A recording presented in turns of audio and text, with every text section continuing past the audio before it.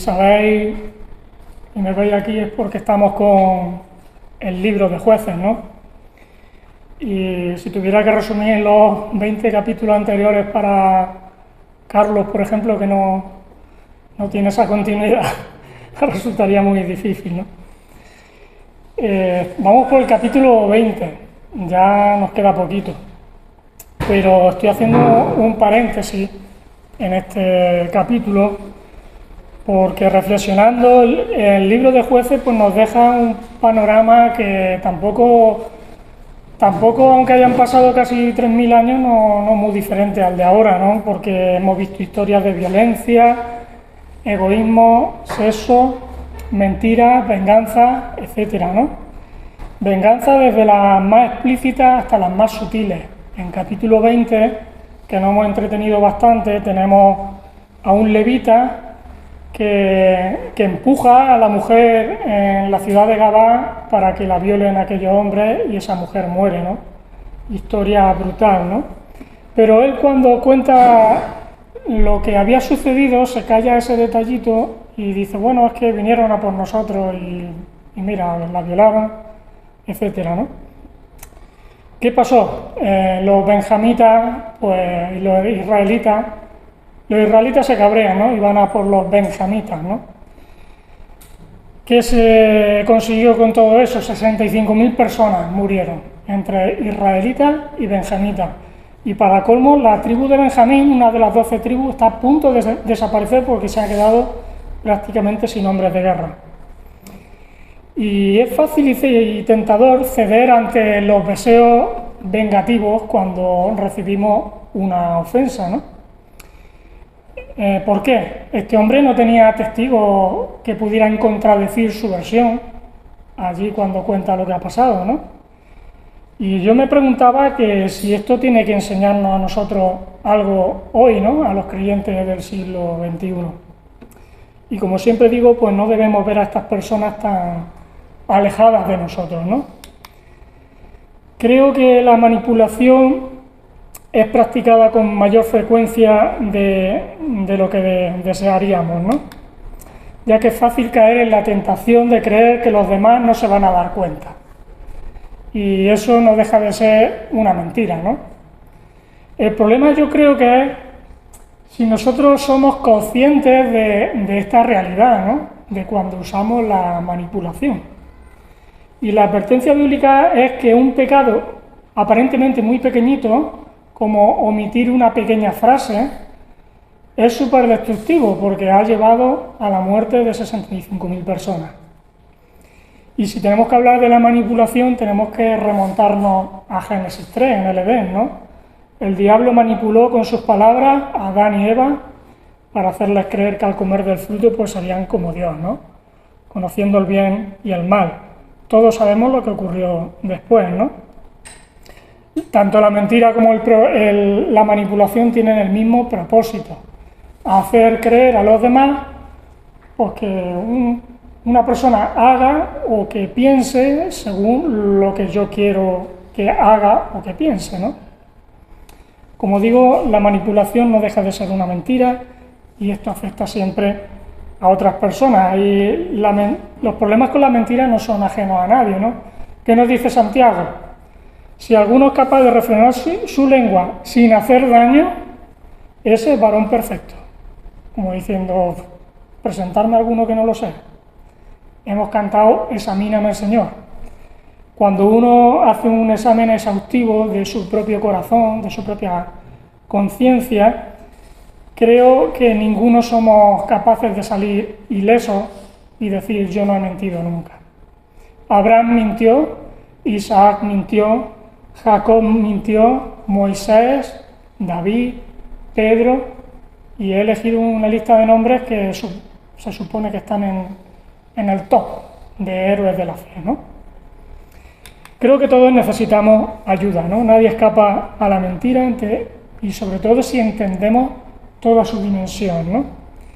Y para ser prácticos hemos de admitir que tanto el uso malintencionado de nuestras palabras como el uso inadecuado de nuestras palabras son la causa más común de conflictos entre los creyentes, y entre creyentes no creyentes y entre no creyentes, ¿no? Es muy fácil hacernos daño. Y además no somos muy buenos resolviendo conflictos, ¿verdad? Si no seguimos los pasos bíblicos para solucionar estos altercados, pues tarde o temprano que van a surgir. ¿Sentimientos de qué? De indignación, frustración, enojo, rencor, ira, amargura, etc. Consecuencia, que pecamos, ¿no? Segunda consecuencia, dejamos una ventana abierta, una puerta abierta a que Satanás haga su obra destructiva. Sabemos que somos llamados a perdonar, ¿verdad? A resolver el conflicto y a restituir la relación si fuera posible. Hay una frase muy bonita que seguramente alguna vez la habréis leído, yo la he visto ya varias veces, dice: perdonar es liberar a un prisionero, y solo para finalmente descubrir que el prisionero eras tú. La falta de perdón pues, nos encarcela en la prisión de nuestro pasado, es decir, nos aleja de la libertad a la que hemos sido llamados a vivir. La falta de perdón también nos provee una vida de amargura, y eso está muy lejos, ¿verdad?, de la vida de gozo del cristiano a la que somos llamados a vivir constantemente, ¿no? La última vez que prediqué acerca de Jueces 20 también estuvimos hablando del perdón. Y para entender lo que era el perdón dijimos, el perdón no es esto, ni aquello, ni no sé qué, ¿no? Perdonar no es fingir que no ha pasado nada, no es resignarse, no es tratar de olvidar lo ocurrido y dejar la ofensa en el aire. Tampoco es, mira, si te he hecho algo, perdóname. Tampoco es condicionar, te perdono si... y termina tú la frase, ¿no? Tampoco debemos esperar a sentir ese deseo, ¿no? Yo que todavía no tengo el deseo de perdonar. Ese deseo no viene solo.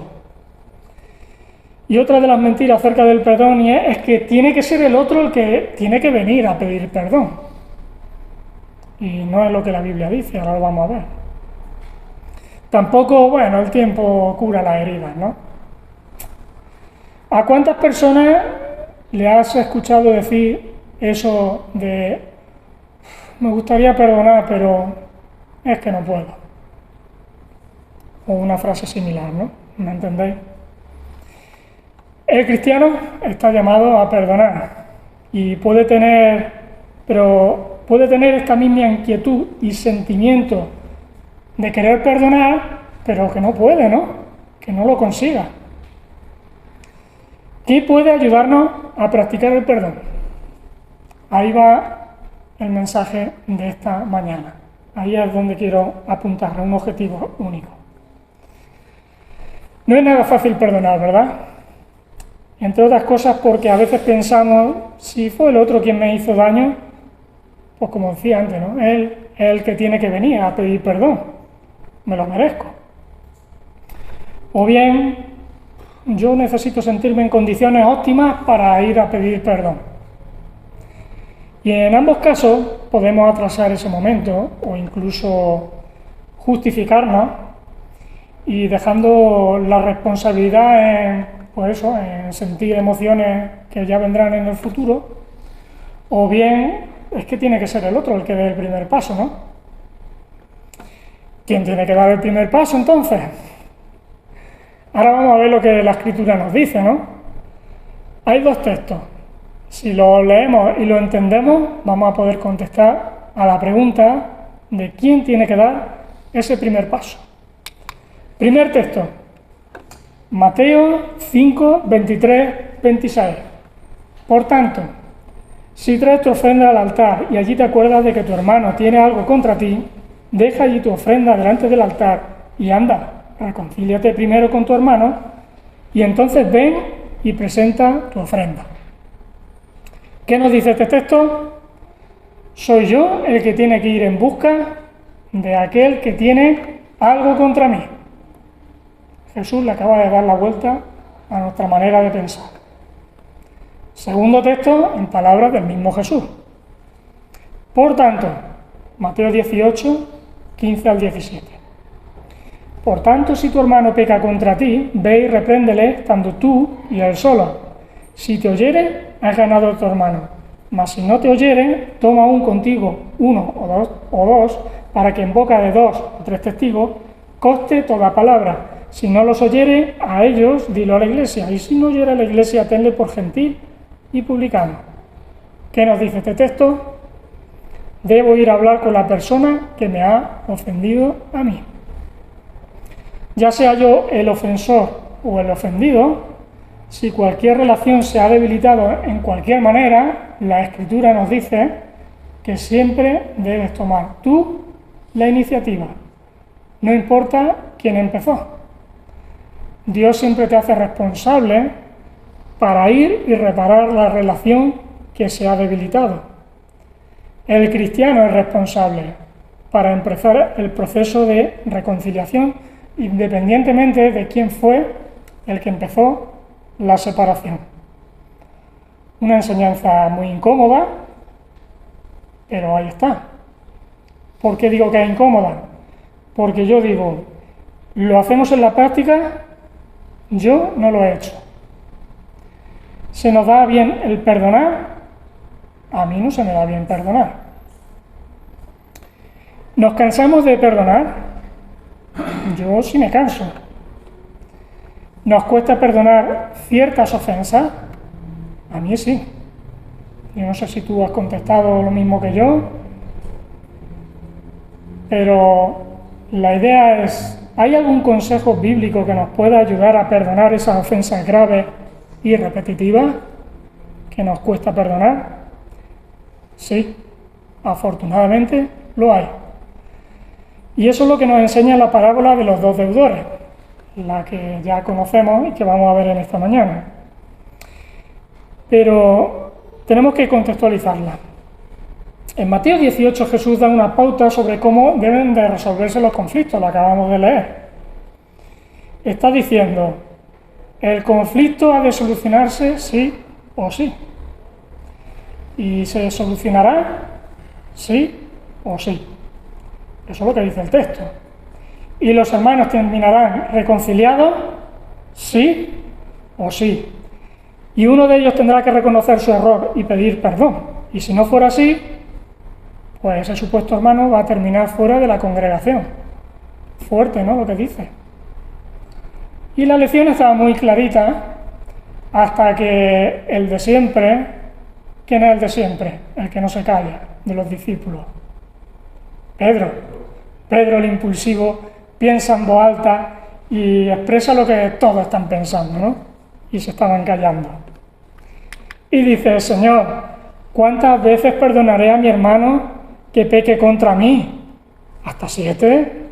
Dice, Jesús le dijo, no te digo hasta 7, sino hasta 70 veces 7. Todos tenemos personas con las que chocamos, ¿no? Y chocamos con mucha frecuencia. Nos lastiman, nos ofenden una y otra vez. Y esa situación es de las más difíciles de superar, ¿no? Porque somos enojados hasta límites insospechados, ¿no? Así que nuestra humanidad dice, es lógico poner un límite a perdonar a estas personas, si no, ¿qué es de mi vida? Pedro sabía muy bien que era judío, lo que enseñaban los judíos. ¿Qué enseñaban los judíos? Que como máximo 3 veces podías perdonar. ¿Por qué enseñaban eso los rabinos? Pues porque cogían ejemplos del Antiguo Testamento y decían, si Dios en el pasado perdonó a su enemigo hasta 3 veces, pues aquí tenemos el límite bien clarito. Así que Pedro, que es súper generoso, y dice, aquí no me pilla Jesús. Dice, pues mira, tenemos que perdonar hasta 7 veces. Los rabinos enseñan 3, yo digo 7 y lo duplico y le subo 1, ¿no? Y Jesús dice, 7 no, lo multiplico por otras 7. Pedro se asombra y ahora nosotros tenemos que entender qué significa todo eso, ¿no? Si eres de los que te fijas en el número y te enredas en 7, 77, 490, estás perdiendo el punto de la enseñanza de Jesús en todo esto, ¿no? ¿De qué habla el número 7? El número 7 habla de plenitud. Es decir, lo que Jesús está diciendo es que no hay ningún límite a la hora de perdonar. Jesús está diciendo, si uno lleva la cuenta a la hora de perdonar, significa que no estás perdonando. Jesús en otro texto nos dice, según Lucas 17, 3 y 4, que si es necesario tenemos que perdonar hasta 7 veces al día. Se sube el listón, ¿no? Y aquí hay una confrontación entre la enseñanza de Jesús y la de los rabinos, ¿no? Los rabinos tenían mucho conocimiento de la Escritura, pero ¿qué es lo que pasa con el conocimiento en muchos de los casos? El conocimiento envanece, pero el amor edifica. Es decir, el conocimiento por sí solo pues nos eleva a un pedestal por encima del resto y nos aleja de aplicar ese amor y misericordia a la que somos llamados. Tenemos que saber, como nos compartía Jesús, de la Escritura, ¿no? Pero saber mucho de la Escritura sin ser transformado y moldeado por Dios, pues nos va a elevar, como digo, a un pedestal alto. ¿Y quién está en un juicio más alto que los acusados? El juez. Nos va a poner en posición de juez y vamos a mirar hacia abajo a aquellos que tenemos, que nosotros consideramos que están por debajo, ¿no? Esa posición evidentemente queda muy lejos, ¿os acordáis de la parábola del fariseo y el publicano? Esa posición queda muy lejos de donde el publicano estuvo, ¿no? ¿Dónde estuvo el publicano? Dice que estuvo en el suelo, rostro en tierra, ¿no? Arrepentido por sus pecados, mientras que el fariseo allí estaba en una esquina en lo alto diciendo gracias te doy porque no soy como él. Como digo, una cosa es el conocimiento, pero el amor, en cambio, cuando llega al corazón, lo cambia, lo transforma y hace cosas que el conocimiento no puede hacer por sí solas, ¿no? Como es el perdonar lo más difícil. ¿Por qué? ¿Por qué lo puede hacer? ¿Por qué Jesús nos dice que siempre tenemos que perdonar? Pues la respuesta la tenemos que buscar en la historia que vamos a leer a continuación, la parábola de los dos deudores, que se encuentra en Mateo 18. Ahí la tenéis, 23 al 35.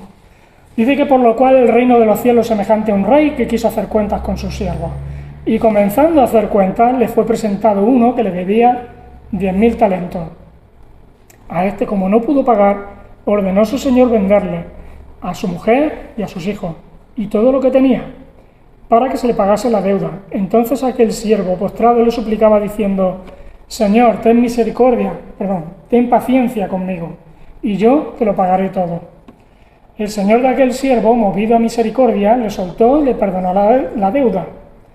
Pero, saliendo aquel siervo, halló a uno de sus consiervos que le debía 100 denarios, y asiendo de él, le ahogaba diciendo, págame lo que me debes. Entonces su consiervo, postrándose a sus pies, le rogaba diciendo, ten paciencia conmigo, y yo te lo pagaré todo. Mas él no quiso, sino fue y le echó en la cárcel hasta que pagase la deuda.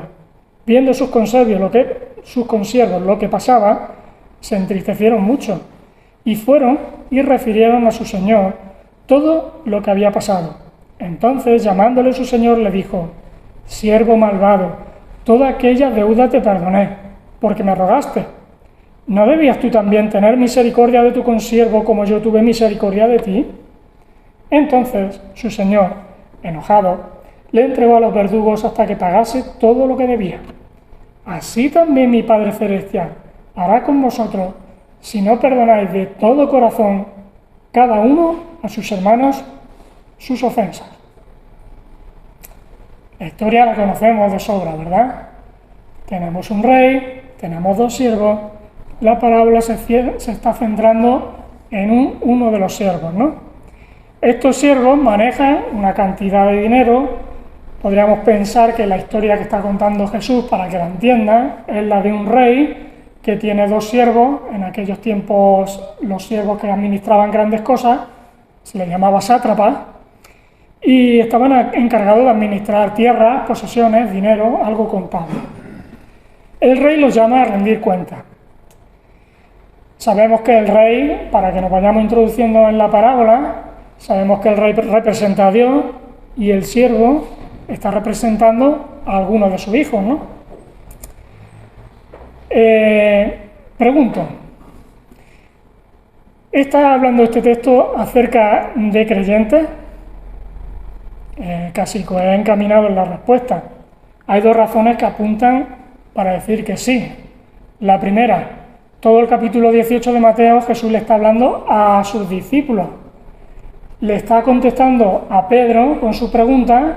Dice: Pedro, para que entiendas lo de 7 veces 7 y todo eso, te voy a contar una historia, a ver si lo entiendes mejor. Entonces, primera razón por la cual entendemos que está hablando a creyentes. La segunda, habla del reino de los cielos, de alguien que se supone que se ha arrepentido, no lo dice de forma explícita, pero se dice que ha sido perdonado. Entonces, podemos decir que sí está hablando a creyentes. Así que, en esta historia somos nosotros los que tenemos que identificarnos con ese siervo al cual va dirigida esta historia. Y esos siervos tienen deudas. ¿Os acordáis de lo que hablamos la última vez acerca del perdón? El perdón tiene que ver con deuda. Lo vamos a explicar ahora. Los siervos son llamados por el rey, quien les demanda: venga, a ver mis deudas. ¿Qué deuda es la que tenéis, que tiene que ser saldada? Y la deuda que se menciona a nosotros no nos llama la atención, ¿vale? 10.000 talentos, pues bueno, pero a estos discípulos la cifra los dejó descolocados. Número 10.000. Resulta que en el alfabeto, en el lenguaje griego, el número más alto que tú podías decir, como diciendo, ahora podríamos decir miles de millones, pues antiguamente se decía 10.000. Más de ese número, pues a nadie se le ocurría ningún número. El número 10.000 nos va a decir algo, ¿no? En este número hay un simbolismo de una cantidad que puede ser la más alta que se puede nombrar. Está hablando de 10.000 talentos. Pero vamos a hacer cuentas, porque asombró esto a sus discípulos. Resulta que un hombre, en el mejor de los casos, podía ganar un talento al año. Así que un talento son 6.000 denarios. 10.000 talentos son 60 millones de denarios. Un denario era el salario de un día. Así que la deuda que menciona Jesús, para ser pagada por un trabajador que trabajara todos los días de su vida, necesitaría 164.000 días trabajados para pagar la deuda. Ahora ya sí podemos entender un poquito lo de los 10.000 talentos, ¿no? A nosotros no nos manejamos talentos, pero si tuviéramos que ponernos en euros serían, yo qué sé, cientos de miles de millones. Ese siervo debe la deuda más alta que se podía nombrar en aquella época, y el rey exige que la pague, y el rey sabía que no la podía pagar. Ahí es donde quiere llevarlo Jesús, en ese punto. Claro, en ese punto el siervo no vemos un tira y afloja, ¿no? Que es un poco menos, ¿no? No. Lo que hace el siervo es implorar paciencia y misericordia, porque sabe que el rey tiene derecho a cobrar la deuda. Si no la cobra, tiene derecho a venderlo como esclavo, no solo a él, sino también a su familia. Eso se hacía habitualmente en las culturas antiguas, ¿no? Si no tenías para pagar una deuda, pues ponías tu propia vida, te ponías como esclavo y a tu propia familia, y te ponías tu vida en servicio a la persona que le debías algo, ¿no? Te convertías en su esclavo. Así que, como decía, podemos suponer que este siervo se arrepiente, que implora misericordia, y el rey perdona esa deuda tan alta, a costa de no recuperar ese dinero. El siervo, que merecía ser esclavo y pagar en la cárcel el precio de la deuda, vemos que es liberado de permanecer en la cárcel por un tiempo infinito, que es el que tendría que estar allí trabajando para devolver aquella deuda. Y ahora vamos a ir empezando ya a hacer conexiones, porque la deuda nos habla de pecado. Todos hemos pecado y aunque quisiéramos devolver la deuda que teníamos con Dios, sería imposible hacerlo. ¿Por qué? Porque nos faltarían años de vida para compensar esa deuda tan alta. Aquí tenemos el Evangelio. ¿Cuánto hemos pecado contra Dios? En otras palabras, ¿cuánto le debemos a Dios que nos ha dado todo lo que tenemos y que nos mantiene vivos? Y que sabemos que de aquí a 3 segundos hace así, pum, y nuestro corazón se para. Se para porque Él nos llama a su presencia y se acaba nuestra vida, ¿no? Tenemos que pensar que pecamos contra Él día sí y día también. Vivimos egoístamente dejándole fuera de nuestras vidas, con más frecuencia de lo que desearíamos. A Él le debemos servicio, obediencia y amor incondicional. ¿Y quién cumple ese estándar? Tenemos con Dios una deuda que es innumerable e imposible de pagar. Aunque nos esforzáramos por tratar de vivir cumpliendo sus mandamientos, es decir, por ejemplo, con buenas obras, nos damos cuenta de que nuestra naturaleza carnal nos aleja de hacer y cumplir su voluntad. Y de alguna manera, en vez de saldar la deuda, lo único que hace nuestra deuda es ir aumentando, porque nuestro pecado aumentaría. En esta encrucijada solo hay una solución, ¿no? Que es la que presenta aquí el Rey. Perdón. Perdón y gracia gratuita. Con el sacrificio de Cristo, el deudor no tiene que pagar esa deuda, ya que Él la paga a nuestro favor. Y no solo perdona, sino que también nos libera, nos abre esas puertas de esa cárcel, hace libre del que era esclavo del pecado, de la deuda del pecado. Ese es el mensaje del Evangelio, ¿no? Un regalo precioso, inmerecido, grandioso e innumerable. Nos faltarían calificativos, ¿no? Para, de verdad, cuando entendemos el Evangelio, ponerle adjetivos. ¿Y todo por qué?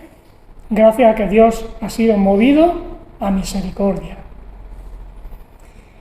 Cuando se habla de misericordia de Dios, se habla de las entrañas. Las entrañas de Dios han sido conmovidas ante el sufrimiento que el pecado estaba provocando en ese siervo.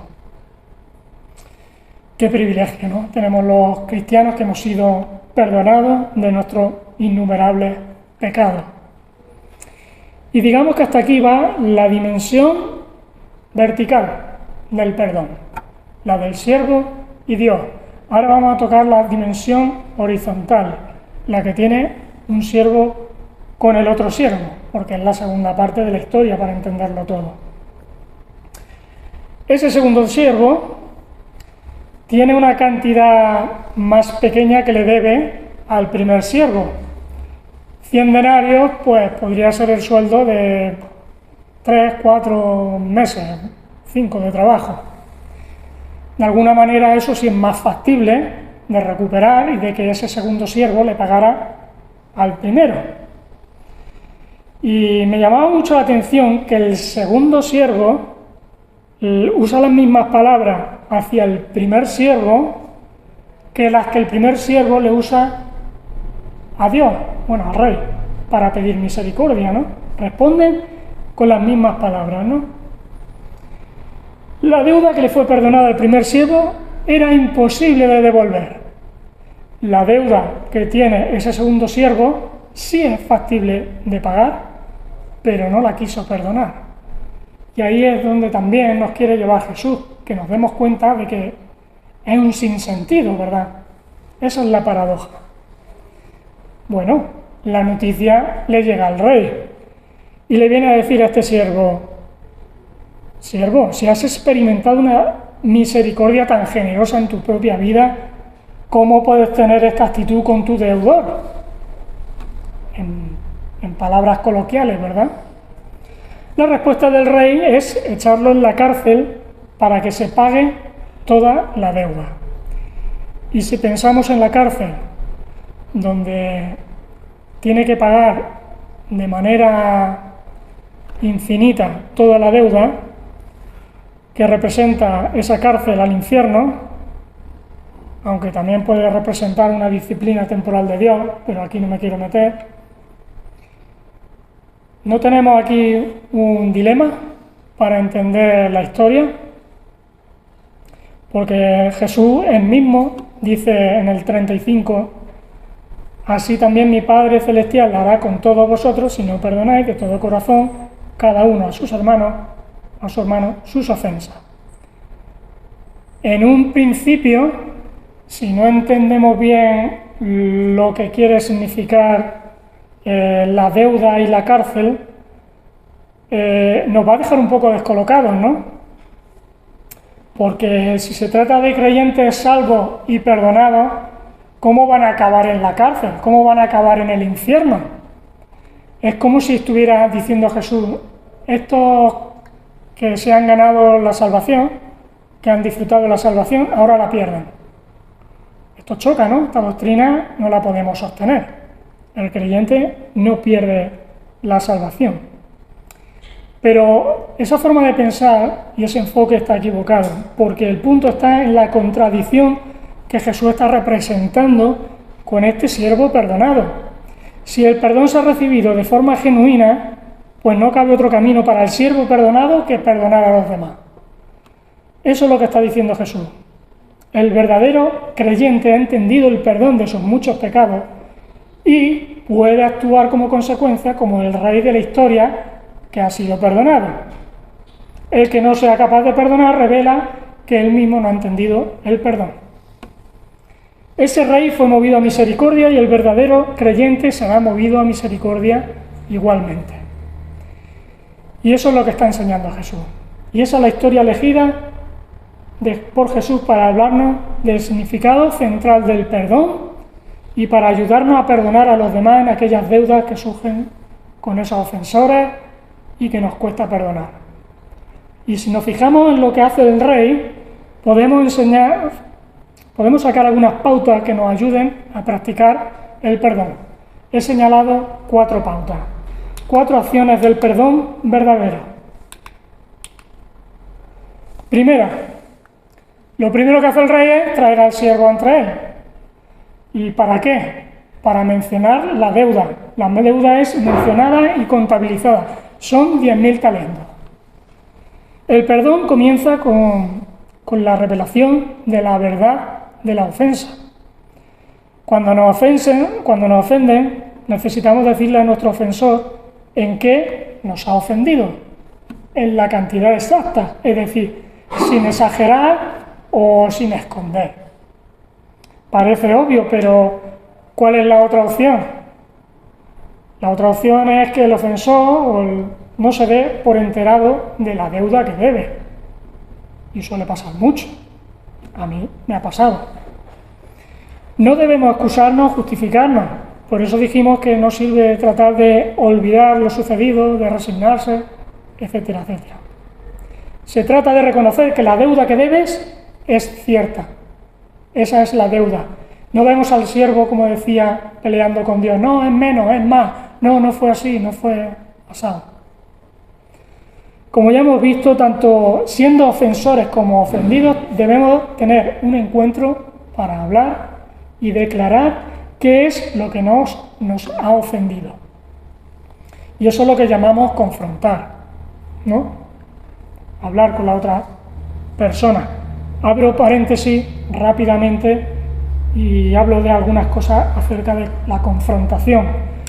¿Cuándo debemos confrontar? Pues cuando vemos un pecado claro en la ofensa. Y digo esto porque a veces, si no vemos un pecado claro, a lo mejor nosotros somos los que estamos poniéndonos un poco de creo que hay una palabra que se usa mucho ahora en la tele, de los ofendiditos o algo así, ¿no?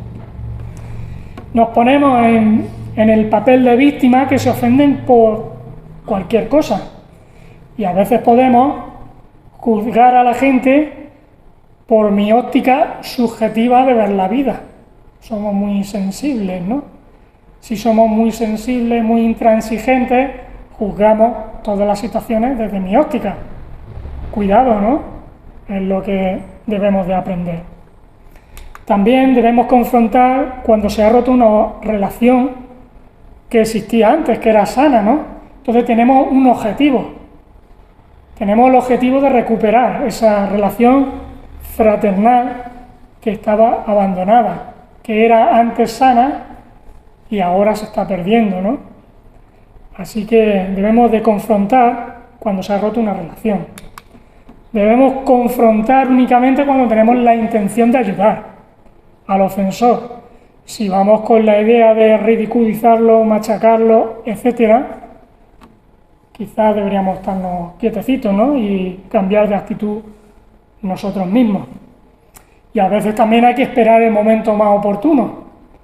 Nos aconseja Santiago en capítulo 1 del 19 al 20 que seamos tardos para airarnos. ¿Por qué? Porque la ira del hombre, cuando está uno enervado, no obra la justicia de Dios. Si yo soy el que está hirviendo, mejor me estoy quietecito un poquito, ¿no? Tengo que esperar, respirar, perdonar y después confrontar. Así que ya hemos visto que no tenemos que tomar decisiones también en base a esos sentimientos. También es cierto que habrá ocasiones en las que será más sabio pasar por alto la ofensa. ¿Por qué? Leamos Proverbios 19:11. La cordura del hombre detiene su furor y su honra es pasar por alto la ofensa. En otra versión dice: las personas sensatas no pierden los estribos, se ganan el respeto pasando por alto la ofensa. Pero aquí necesitamos mucha sabiduría, discernimiento y entender si debemos de hacerlo o no, ¿no? ¿Cuándo debemos pasar por alto la ofensa? Otro versículo nos puede ayudar. Proverbios 9, del 7 al 8, nos dice en una versión que el que corrija al burlador o reprenda al perverso solo ganará insultos y desprecio. No reprendas a arrogante, porque terminará odiándote. Corrige al sabio, en cambio, y te respetará. Así que cuando debemos pasar por alto la ofensa, ten cuidado con quién vas a confrontarte. También puede ser que nuestro ofensor tenga tal viga en el ojo que esté ciego a verse con realmente la humildad que necesita, ¿no? Con la perspectiva. Y al ir a confrontar, pues salgamos mucho peor que antes, ¿no? Como digo, esto son pautas, pero aplicarlas es muy difícil, ¿no? Creo que requiere mucha meditación, oración y mucho discernimiento, ¿no? Y también puede ser que sea yo el que no está en condiciones de confrontar. Dice Proverbios 17:14, comenzar una pelea es como abrir las compuertas de una represa. Eso nos dice allí Salomón. Así que detente antes de que estalle la disputa.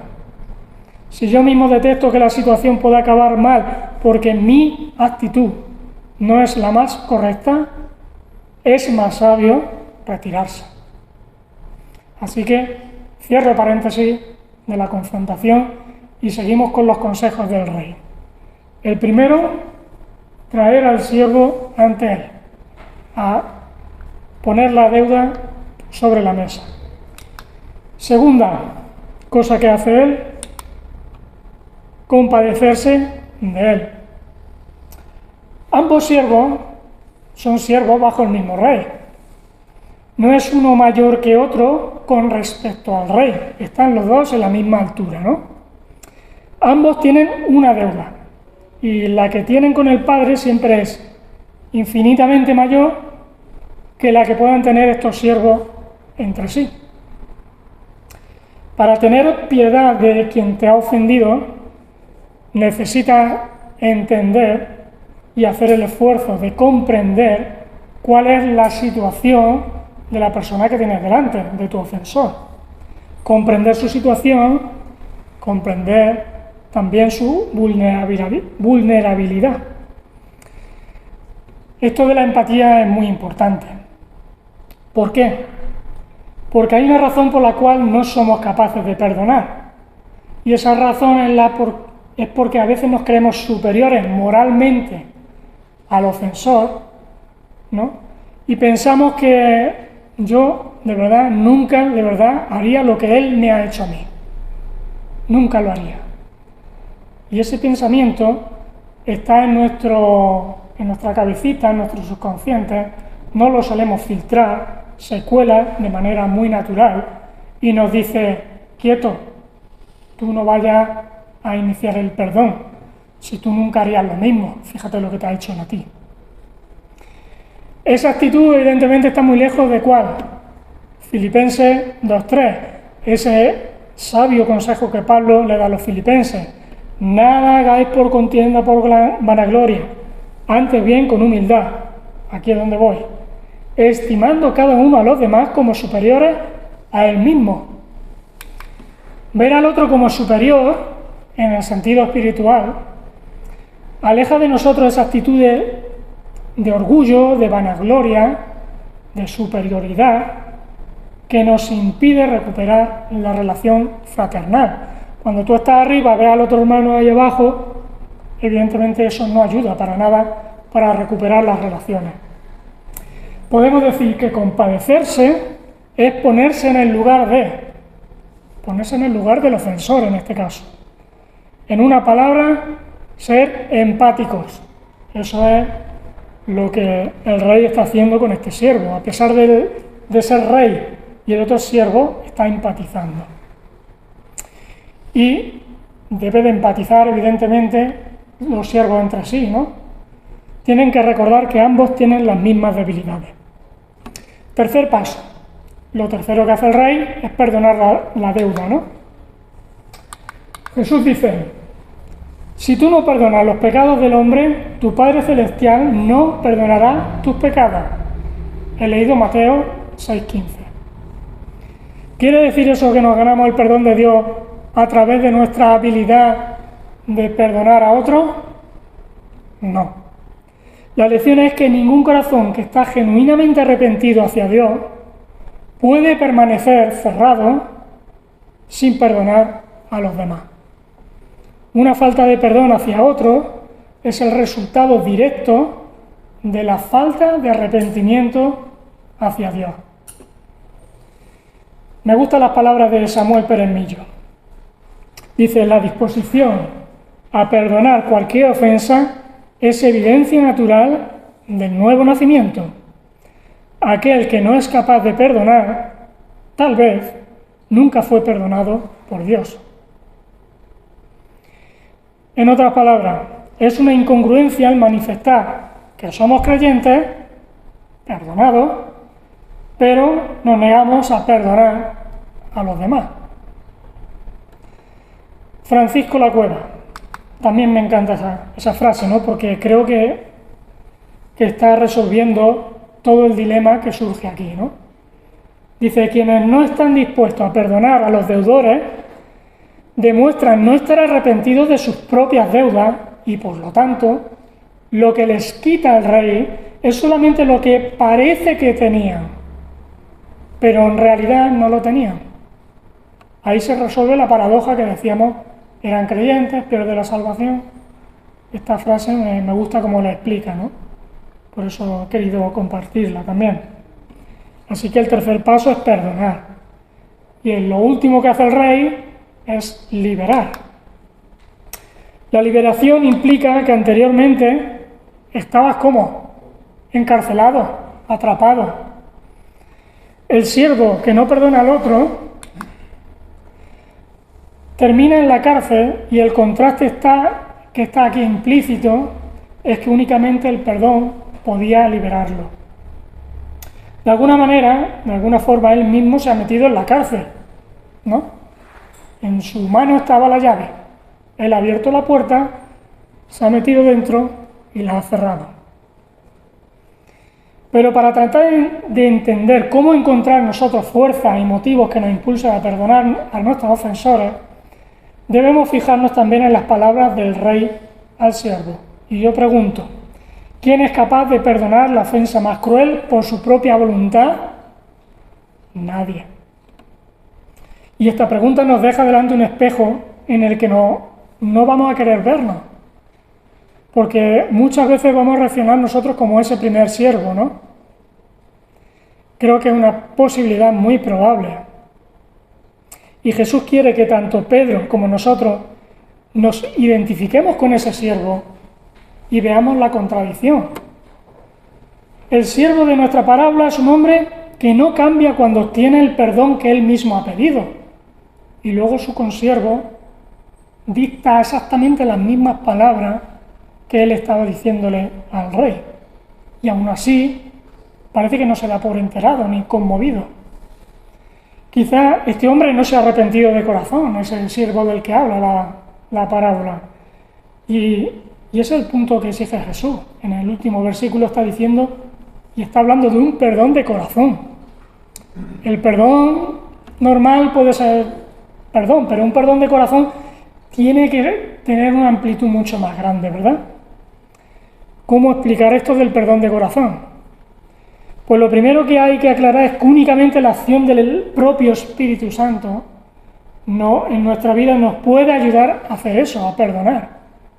Por eso decía que antes que por nuestras propias fuerzas perdonar es imposible, necesitamos de su Espíritu también. Y eso es algo que Pedro entendió con el tiempo, en ese momento no lo estaba entendiendo.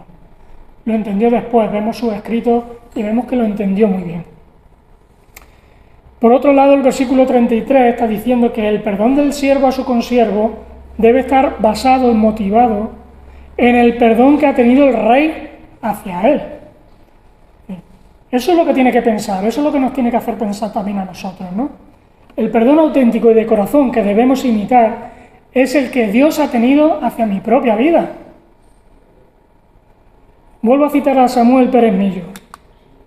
Dice, será bueno que entendamos que las deudas que nosotros contraemos con Dios por nuestro obrar son infinitamente mayores que cuantas otras puedan contraer con nosotros.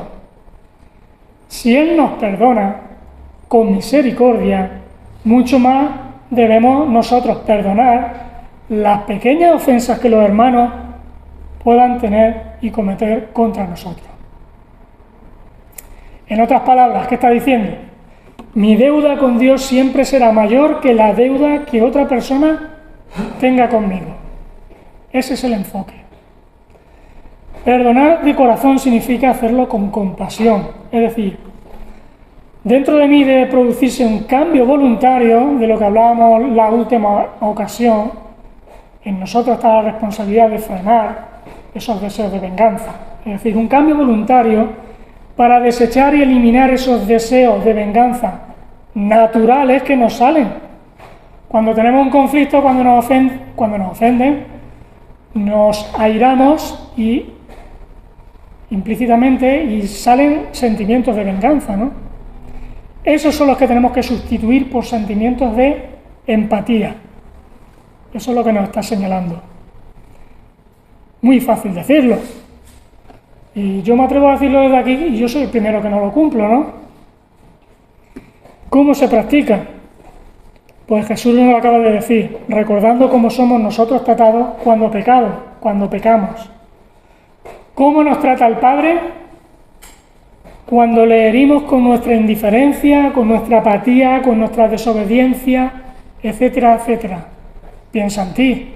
¿Cómo te trata Dios Padre cuando tú le tratas a Él así? Siempre responde con gracia. Siempre hay una puerta abierta, ¿no? Es como la actitud del padre del hijo pródigo. Se asoma fuera de la casa y espera que su hijo vuelva, ¿no? Está decidido a perdonarlo. Haya hecho lo que haya hecho. Siempre está allí, esperando, ¿no? Esa es la actitud del Padre para conmigo cuando yo peco. Cuando nosotros le fallamos a Él, acudimos a Él esperando que Él nos entienda, ¿no? Y eso hacemos, ¿no? Cuando oramos. Señor, dame otra oportunidad, es lo que le estamos diciendo. Pensemos que si a nosotros nos ofenden pecando, a Dios le ofende mucho más. ¿Por qué? Porque Él sí es santo. Nosotros no, ¿no? Y si Él perdona una deuda tan grande, la pregunta es, ¿quiénes somos nosotros para no perdonar cualquier deuda que es más pequeña? Yo creo que esta parábola lo que nos enseña principalmente es que tenemos que cambiar de perspectiva, ¿no? Tenemos que reenfocarnos. Tenemos que recordar que la deuda que nosotros tenemos con Dios Padre es inmensa y Él nos la ha perdonado. Tenemos que ver la ofensa desde la óptica del perdón que Dios ha aplicado por mis pecados, ¿no? Solo yo sé hasta dónde llego con mis pecados, ¿no? Cuando yo lastimo a alguno de vosotros o a cualquier otra persona, cuando yo os ofendo, en realidad estoy solo mostrando la punta del iceberg. En realidad yo soy más malo. Y aún así Dios me perdona y me ama, ¿no? Creo que el creyente verdadero entiende la dimensión de la deuda, es equilibrado, no está más arriba ni más abajo, sino que entiende lo que le debe a Dios, entiende cómo es su vida, entiende todo el pecado que Dios le ha perdonado, implora misericordia desde un corazón arrepentido y acepta el perdón que se le ofrece. Y acepta el perdón, porque tratar de pagar la deuda es como, no sé, deber esos miles de millones de euros que tú los debas, pero que estás en el paro, cobrando lo mínimo. ¿Cómo vas a pagarlo? ¿Quién puede pagar esa cantidad? Esa deuda es tan grande que únicamente se puede pagar ¿por quién? Por alguien que realmente tenga esa riqueza, ¿no? Una riqueza tan incontable. ¿De qué nos habla esto? Del precio de la sangre de Jesús. Como digo, Pedro lo entendió mucho tiempo después. Dice Primera de Pedro 1, 18 y 19, sabiendo que fuisteis rescatados de vuestra vana manera de vivir, la cual recibisteis de vuestros padres, no con cosas corruptibles como oro o plata, sino con la sangre preciosa de Cristo, como de un cordero sin mancha y sin contaminación. Pedro ya lo entendió, años después. Podemos decir que otorgar perdón es absolver una deuda, es sufrir. Lo decíamos en la anterior predicación. El perdón tiene que ver con deuda y siempre hay alguien que sufre, siempre hay alguien que paga el precio. Todo eso es lo que hizo Jesús por nosotros en la cruz. No podemos pagar, simplemente aceptar ese perdón gratuito e inmerecido que coge la llave de la jaula, nos la abre y nos da liberación. Ese amor y gracia inmensa que Dios ha mostrado conmigo, ¿no será la misma que yo pueda en un grado más pequeño mostrar por mi ofensor? Eso es lo que Jesús está diciendo en esta parábola. Porque no existe otro secreto para perdonar a los demás y que además se ha contado por el Maestro de Maestros que es Jesús. Ese es el enfoque, ese es el secreto del perdón. Y el punto principal del perdón en esta historia pues se basa en el perdón del rey a su siervo. La deuda es tan exagerada que nos habla del costo del perdón. Si ese rey ha perdonado una cantidad tan grande, es porque la ha puesto, digamos, en sentido figurado de su bolsillo. Es a costa de perder parte de su riqueza. El perdón requiere el pago de una deuda y un sufrimiento. Eso es lo que vino a hacer Jesús por cada uno de nosotros, ¿no? Él era rico y vino y se hizo pobre, ¿no? Él era Dios, pero vino y se hizo hombre. Él era justo y perfecto, pero Él se hizo pecado. Y todo para que tú y yo disfrutáramos de reconciliarnos con Dios Padre, ¿no? Mediante el privilegio de ser perdonados por Él. Y nos dio también de su Espíritu para que nosotros podamos reproducir ese acto de perdón, lo haremos a otro nivel, pero para que nosotros lo imitemos y lo hagamos con los demás. Ese es el reto, esa es la enseñanza, y por eso creo que debemos de pedir en esta mañana que el Señor nos ayude a cada uno de nosotros. Amén.